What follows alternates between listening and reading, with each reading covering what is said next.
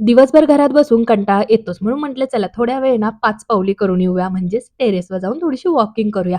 संक्रांत जवळ यायला लागली, की लहान मुलांना फक्त पतंग उडवायचे असतात. बाकीचे कोणतेही खेळ नको. आज मला बनवायचा होता छान असा गाजराचा हलवा. हिवाळा आला, की गाजराचा हलवा प्रत्येक घरामध्ये होतो आणि हा माझा पहिला गाजराचा हलवा आहे ह्या वर्षीचा. गाजराचा हलवा बनवायला घेतला आणि मला एकदम अचानक आठवलं, की अरे आपण इलेक्ट्रिक गॅस लाइटर मागवलेला आहे, ते पण Mishoवरनं. आणि त्याचा श्रीगणेशा अजूनही काही झालेला नाहीये. तर चला गोड-गोड पदार्थापासूनच त्याचा श्रीगणेशा करूया.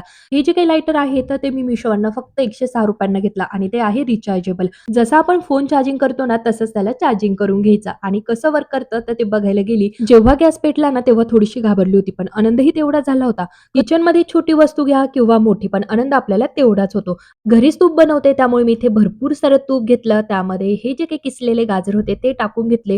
गाजर किसण्याच्या आधीच मी धुतले होते, त्यामुळे आता काही मी त्याला धुतलं नाही. त्यानंतर थोडंसं त्यावर साखर टाकून घेतली. जितकं तुम्ही गोड खाता तितकी त्या प्रमाणामध्ये साखर टाकून घ्यायची. आता मुलं घेऊन आले होते, त्यामुळे मी त्यांनाही दाखवत होते, की हे लाइटर कसं वर्क करतं आणि त्यांना घाबरत सुद्धा होती. आणि नंतर मुलं सुद्धा ट्राय करून बघत होते.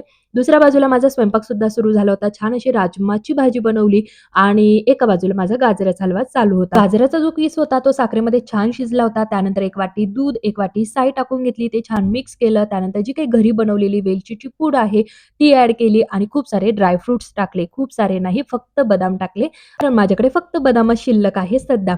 एका बाजूला छान राजमा झाला होता. गाजराचा हलवा सुद्धा रेडी झाला. त्यानंतर आम्ही जेवण केले आणि लुडो खेळून आजचा दिवस संपवला. चलो बाय बाय.